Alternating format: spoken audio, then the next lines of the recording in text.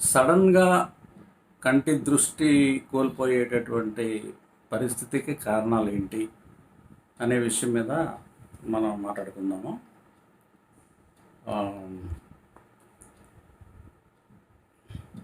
సడన్గా జరిగేటటువంటి పరిణామాలు ఎక్కువగా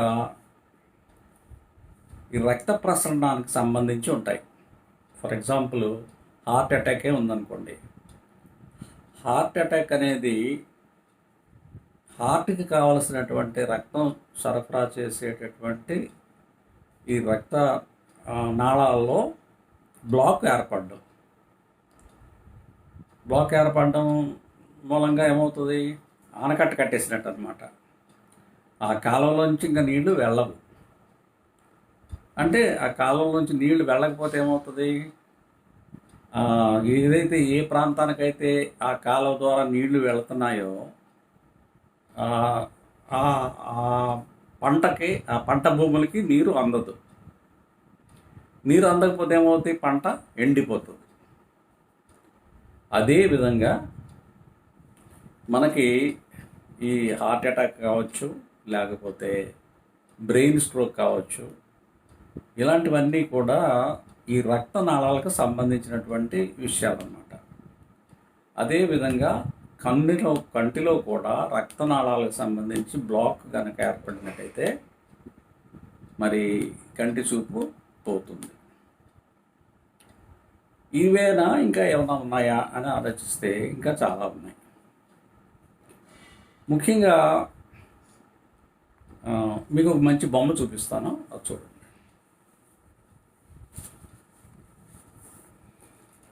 ఇది కన్నుని అడ్డంగా కోసినట్లయితే ఈ విధంగా ఉంటుంది. వెనకాల ఉన్నటువంటిది కంటి నాడి అన్నమాట. దాని ద్వారా మనకి ఆ నాడి ఎల్లో కలర్లో ఉంది కదా, అది వెళ్ళి మెదడుకి కనెక్ట్ అవుతుంది ఆ నాడి. సో ముందు భాగం చూడండి. ముందు భాగంలో గాజు పొర ఉంది. ఫస్ట్ మీకు మొదట కనిపించేది గాజు పొర. ఆ తర్వాత రెండోది కనిపించేది ఏంటంటే నేత్ర విభాజకం అన్నాం కదా, ఐరిస్. వెనకాల బొమ్మ ఉంది, అది ఐరిస్. దాని వెనకాల లెన్స్ ఉంటుంది, బైకాన్వెక్స్ లెన్స్. కుంభాకారం, ఇడ్లీ ఆకారంలో ఉంటుందని చెప్పాను కదా, క్రూడ్గా ఉండడం కోసం అలా చెప్పాను. సో ఇడ్లీ ఆకారంలో ఉంది కదా, ఇడ్లీని మధ్యకి వస్తే ఇలాగే ఉంటుంది కదా. సో దాని వెనకున్నది అంటే ఏంటి, దాని వెనకున్నది విట్రియస్ అంటారు. అంటే జిగట పదార్థం ఉంటుంది, కోడిగుడ్డు సొనలో ఉన్నట్టుగా జిగట పదార్థం ఉంటుందని కూడా చెప్పాను మీకు.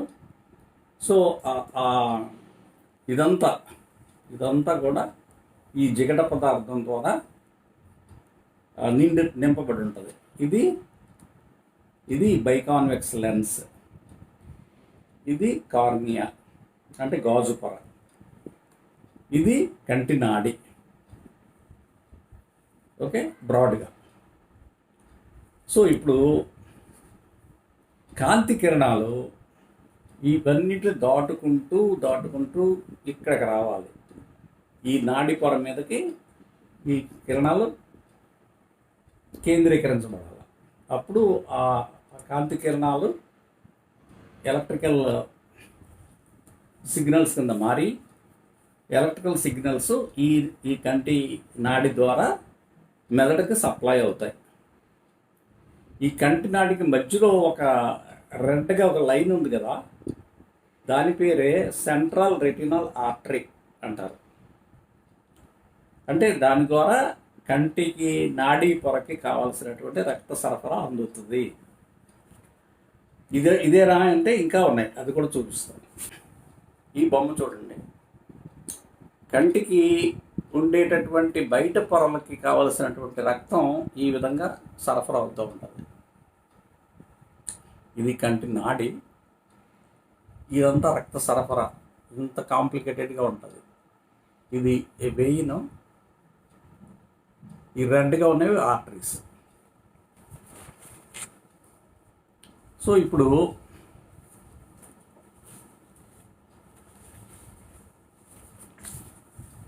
ఈ బొమ్మ చూడండి. ఈ బొమ్మలో కొన్ని విషయాలు కనిపిస్తున్నాయి మనకి.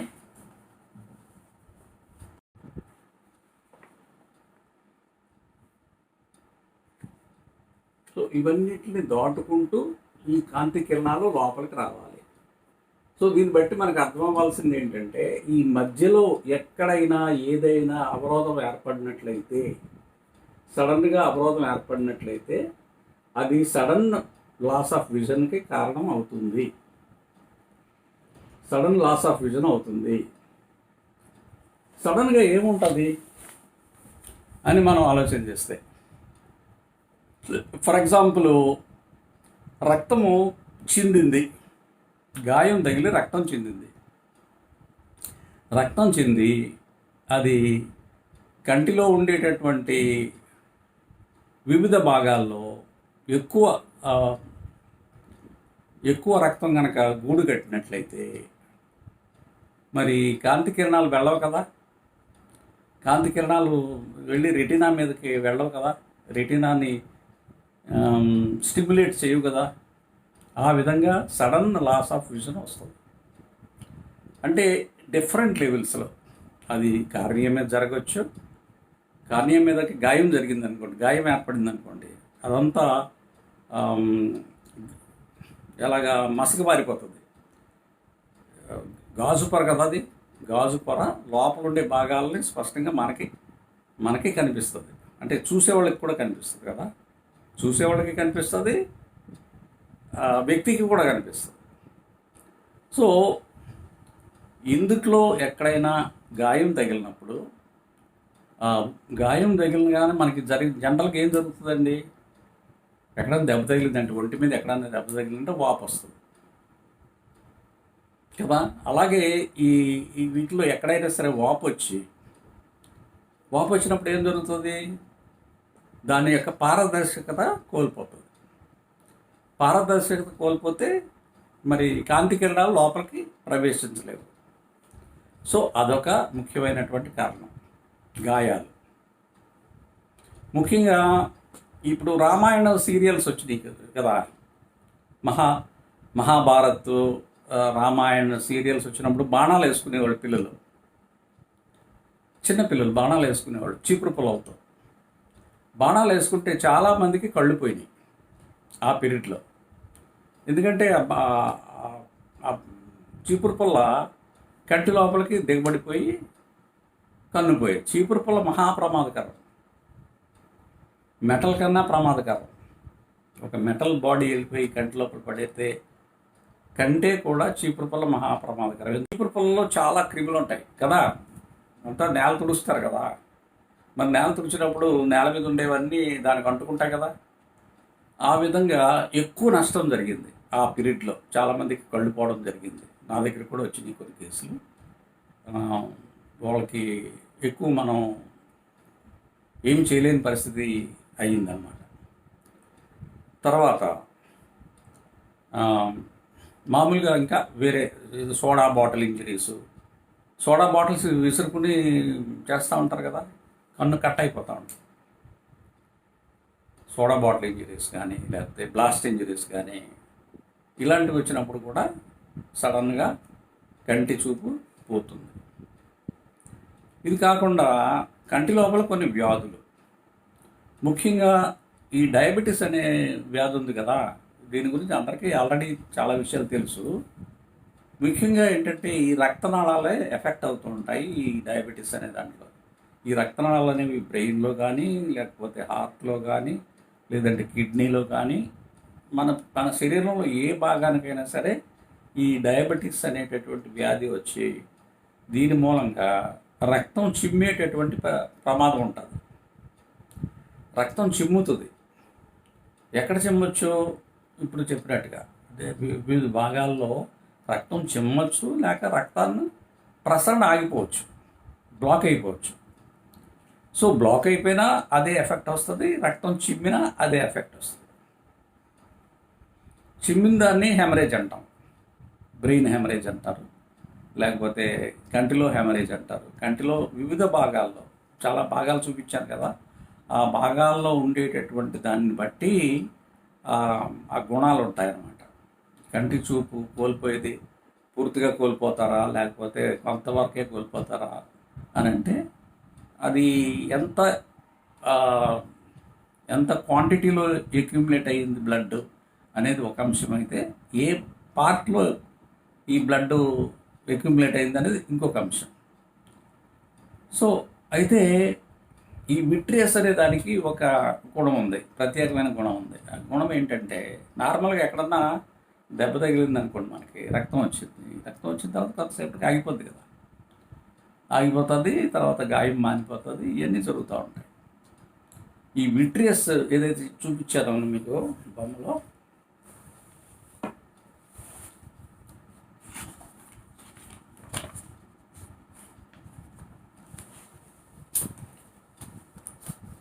ఇందులో ఇదంతా ఈ ప్లేస్ అంతా విట్రియస్ అనేది ఈ జిగట పదార్థంలోకి కనుక రక్తాన్ని ప్రవేశపెట్టినా, మరి ఏ పదార్థాన్ని ప్రవేశపెట్టినా అది అలాగే ఉంటుంది, అది కరగదు. వేరే చోట అయితే రక్తం ఏం జరుగుతుందంటే కరిగిపోయి ఆ రక్తం మళ్ళీ పీల్చేసుకుంటుంది. అందుచేత తొందరగానే ఆ రక్తం పోతుంది, అక్కడ ఉండదు. కాబట్టి చూపు మళ్ళీ వెనక్కి వచ్చేస్తుంది. కానీ ఈ విట్రియస్లో కనుక రక్తం వెళ్ళిందంటే అది కనీసం 3 నెలలు పడుతుంది. 3 నెలల నుంచి 6 నెలల వరకు అది అక్కడి నుంచి కరగదు. ఒకవేళ 3 నెలల కన్నా ముందు కనుక 3 నెలల కన్నా కూడా ఏమీ మార్పులు రాకపోతే ఒక రకమైన ఆపరేషన్ ఉంది, దాని పేరు విట్రెక్టమీ అంటారు. ఆ విట్రెక్టమీ ద్వారా ఆ రక్తాన్ని తీసేయచ్చు, ఆపరేషన్ చేసి తీసేయచ్చు. సో ఆ విధంగా ఈ విట్రియస్లోకి వచ్చినటువంటి ఈ రక్తాన్ని తీసేయడానికి మనకి అవకాశం ఉంది. తద్వారా కంటి చూపుని మళ్ళీ తెప్పించవచ్చు. తర్వాత మరి కంటి నాడికి సంబంధించినటువంటి వ్యాధులు కూడా కొన్ని ఉన్నాయి. కంటి నాడికి సంబంధించినటువంటివి, వాటికి పేర్లు డిఫరెంట్గా ఉంటాయి అన్నమాట. రోడ్డు ఒకటే మనకి. ఫర్ ఎగ్జాంపుల్ విజయవాడ నుంచి విశాఖపట్నానికి రోడ్డు ఉంది. ఆ రోడ్లో ఎక్కడో చోట ఒక యాక్సిడెంట్ జరిగింది. అక్కడ ఏమన్నా మనం డిస్క్రిప్షన్లో ఎలాగిస్తారు, రాజమండ్రిలో జరిగింది, లేకపోతే ఎక్కడో సామర్లకోటలో జరిగింది అని పేర్లు పెడతారు కదా. అలాగే ఇక్కడ ఏంటంటే ఈ కంటి నాడి అనే దానికి ఏ భాగంలో అయితే ఈ ఎఫెక్ట్ అయిందో దాన్ని బట్టి పేర్లు ఉంటాయి. దానిని బట్టి మనకి కనిపించే విధానం కూడా ఉంటుంది, ఒకే రకంగా కనిపించదు. కొన్ని సందర్భాల్లో అసలు అది ఎక్కడ ఉందో కూడా తెలియదు మనకి. కొన్ని సందర్భాల్లో తెలుస్తుంది, పలానా చోట ఇది జరిగింది అని తెలుస్తుంది. తెలిసినప్పుడు దానికి కొన్ని సందర్భాల్లో మందుల వలన తగ్గిపోతుంది, కొన్ని సందర్భాల్లో మందులు కూడా పనిచేయనటువంటి పరిస్థితి కూడా ఉంటుంది. సో ఇది కూడా మరి ఇన్ఫెక్షన్ కానీ ఇన్ఫ్లమేషన్ కానీ. ఇన్ఫెక్షన్ అంటే ఏంటి, క్రిములు డైరెక్ట్గా క్రిములు వెళ్ళేసి దాని మీద దాడి చేస్తాయి. ఇన్ఫ్లమేషన్ అనేది ఇండైరెక్ట్గా జరుగుతుంది. కౌపు దెబ్బ తగిలింది, కౌపు దెబ్బ తగిలితే ఏమవుతుంది, ఆ తగిలిన కూడా వాపు వస్తుంది. అలాగే నరం వాసినప్పుడు కూడా అది దాని పని అది చేయలేదు. ఆ విధంగా కంటి చూపు తగ్గిపోతుంది, లేకపోతే కన్ను చూపు పోతుంది. కానీ ఈ వాపు వలన కనుక దీనివలన కనుక ఆ కంటి చూపు పోయినట్లయితే మనం మందులు ఇస్తే అది మళ్ళీ కంటి చూపు వచ్చేస్తుంది. కానీ ఇన్ఫెక్షన్ వలన కనుక జరిగితే కంటి చూపు రావడానికి చెప్పలేము ఖచ్చితంగా దీని తాలూకు రిజల్ట్ ఇలాగే ఉంటుందనే విషయాన్ని మనం పోల్చి చెప్పలేము. సో ఇప్పుడు ఏంటి, సడన్గా కంటి చూపు పోవడానికి కారణం ఏంటంటే గాయాలు. ఒకటి, కంటికి జరిగే గాయాలు. ఇందా నేను చెప్పాను కదా, ఈ మహాభారతం రామాయణం బాణాలు వేసుకున్నారు పిల్లలు, లేకపోతే సోడా బాటిల్స్ కొట్టుకున్నారు. ఇట్లాంటి ప్రమాదాలు వలన కన్ను కట్ అయిపోయి కంటి చూపు పోయే ప్రమాదం ఉంటుంది. అది ఇన్ టైంలో కనుక దానికి ఆపరేషన్ చేసి కట్ అయిపోయిన దాన్ని మళ్ళీ కూడా కుడితే, అవన్నీ కూడదీసి కుడితే రిజల్ట్ బాగానే ఉంటుంది. నేను చాలా చేశాను అలాంటి కేసులు. కానీ ఫస్ట్ 24 అవర్స్లోనే రావాలి. ఫస్ట్ 24 అవర్స్లో మన దగ్గరికి వస్తే, ఒక్కోసారి సందర్భాన్ని బట్టి హాస్పిటల్ దగ్గరే ఉందనుకోండి, వెంటనే వచ్చేస్తారు. వెంటనే వచ్చేసినప్పుడు వెంటనే ఆపరేషన్ చేయగలిగితే ఇంకా బాగా మంచి రికవరీ వస్తుంది. కానీ ఏది ఏమైనా 24 గంటల లోపులో అయితేనే ఆపరేషన్ చేయడానికి వీలవుతుంది. 24 గంటలు దాటిపోయిన తర్వాత ఆపరేషన్ చేయడానికి వీలవుతుంది. కారణం ఏంటంటే ఈలోగా క్రిములు అటాక్ చేసేస్తాయి. క్రిములు అటాక్ చేసేసి అదంతా ఇంకా చీము పట్టేస్తుంది. అప్పుడు ఆపరేషన్ చేయడానికి అవకాశం ఉండదు. సో ఈ విధంగా జరిగినటువంటి గాయాల్లో చాలా సందర్భాల్లో వెంటనే వైద్యం కనుక అందితే, వైద్యం అంటే స్పెషలిస్ట్ వైద్యం కావాలి, స్పెషలైజ్డ్ హాస్పిటల్ కావాలి, దానికి కావాల్సిన పరికరాలు కావాలి. అవన్నీ ఉంటే కనుక వెంటనే చేసేస్తే మంచి రిజల్ట్ వస్తుంది. అద్భుతమైన రిజల్ట్స్ కూడా వస్తాయి. నేను ఒక అబ్బాయితోటి థీసిస్ కూడా చేయించాను దాని మీద. అంతకు మునుపు కంటే కూడా ఇప్పుడంతా సర్జరీ అంతా మైక్రోస్కోపిక్ సర్జరీ అయింది. ఒకప్పుడు మైక్రోస్కోపిక్ సర్జరీ లేదు. 95 ప్రాంతాల్లో నుంచి మేము మైక్రోస్కోపిక్ సర్జరీ మొదలుపెట్టాం. అంటే మైక్రోస్కోప్లోంచి చూసి మనం చేయగలిగితే, ఆ నైపుణ్యం కనుక మనం సంపాదించుకోగలిగితే అలైన్మెంటు చాలా బాగా వస్తుంది, హీలింగ్ బాగా వస్తుంది, రికవరీ బాగా వస్తుంది. అంచేత ఫైనల్గా రిజల్ట్ బాగుంటుంది. అసలు ఆ గాయం అయినట్లే తెలియనంత బాగా ట్రీట్మెంట్ చేయొచ్చు. సో ఇవి సడన్గా కంటి చూపు కోల్పోవడం అనే దానికి కారణాలు ఈ విధంగా ఉంటాయి. ముఖ్యంగా రక్త సరఫరా గాయాలు,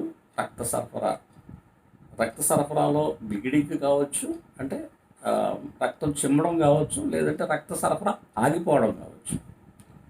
రక్త సరఫరా ఆగిపోతే ఇక చెప్పాను కదా, అది కాలువలో నీళ్ళులాగా, కాలువకు అడ్డుకట్ట వేసేసామనుకోండి, అప్పుడు ఏమవుతుంది, అది ఎక్కడైతే ఏ భాగానికైతే నీళ్ళు అందించాలో ఆ నీళ్ళు అందించదు, కాబట్టి పొలం ఎండిపోతుంది. అలాగే ఈ రక్తనాళం కనుక బ్లాక్ అయిపోయిందంటే కొంత భాగం ఎండిపోతుంది. ఎండిపోతాం అంటే ఇంకా పని చేయదు. ఇప్పుడు హార్ట్ అటాక్ అయినప్పుడు అంతే. హార్ట్ అటాక్ కానీ లేదంటే బ్రెయిన్ అటాక్ కానీ ఇవన్నీ కూడా అలాంటివే, ఇంచుమించు అలాంటివే. సో దీన్ని బట్టి తర్వాత మనం అందించే ట్రీట్మెంటు స్పీడ్ మనకి తెలుసు కదా. గోల్డెన్ అవర్ అంటారు. గోల్డెన్ అవర్, హార్ట్ అటాక్ వచ్చిన వాళ్ళు గోల్డెన్ అవర్లోనే కనుక హాస్పిటల్కి వస్తే వాళ్ళు చాలా వరకు బతికిపోతారు. ఎక్కువ మరణాలు జరిగేది హాస్పిటల్కి రాకముందే జరుగుతాయి. హాస్పిటల్కి వచ్చిన తర్వాత హార్ట్ అటాక్ వచ్చిన వాళ్ళు చాలా వరకు కోలుకుంటారు. చాలా అద్భుతమైన మందులు ఉన్నాయి, ఆపరేషన్ ఉన్నాయి, రకరకాల ప్రొసీజర్స్ ఉన్నాయి. కాబట్టి మంచి సౌకర్యాలు ఉన్న దగ్గర అదే విధంగా కన్నుకు కూడా మంచి సౌకర్యాలు ఉన్నట్లయితే, ఆ నైపుణ్యం ఉన్నటువంటి డాక్టర్లు ఉన్నట్టయితే, సడన్గా కంటి చూపు కోల్పోయినటువంటి వాళ్ళకి మళ్ళీ కంటి చూపు తెప్పించడానికి చాలా అవకాశాలు ఉన్నాయి. బట్ ఆ గోల్డెన్ అవర్ ఏదైతే ఉందో ఆ గోల్డెన్ అవర్లో వెళితేనే మంచి రిజల్ట్ వస్తుంది. అందుచేత ఈ సడన్గా చూపు కోల్పోవడం అనే అంశం వచ్చేటప్పటికి చాలా జాగ్రత్తగా తొందరగా ట్రీట్మెంట్ చేసుకోవడం అనేది కొన్ని సందర్భాల్లో న్యాచురల్ మెకానిజమే ఉంటుంది. ఇప్పుడు గాయం అయిందంటే గాయం మానకుండా ఉండదు కదా, చాలా సందర్భాల్లో మానిపోతుంది. ఏదో షుగర్ కంప్లైంట్ ఉన్న వాళ్ళకో లేకపోతే వయసు ముదిరిన వాళ్ళకో వీళ్ళకి ఆ, మానకపోవచ్చు, ఇన్ఫెక్షన్ రావచ్చు. కానీ అదే యంగ్ చిల్డ్రన్లో కానీ యంగ్ అడల్ట్స్లో కానీ వీళ్ళకైతే మానిపోతుంది. కానీ కంటికి సంబంధించి మచ్చ రాకూడదు. మానిపోవడం ఇంపార్టెంట్ కాదు ఇక్కడ, మానిపోవడం ఇంపార్టెంటే. కానీ మరి గాయం అయినప్పుడు మచ్చ వస్తుంది కదా, కానీ మచ్చ వస్తే కుదరదు. కంటిలో మచ్చ లేకుండా దాన్ని సరిచేయాలి. ఇది ఇవాళ ఆ, కంటికి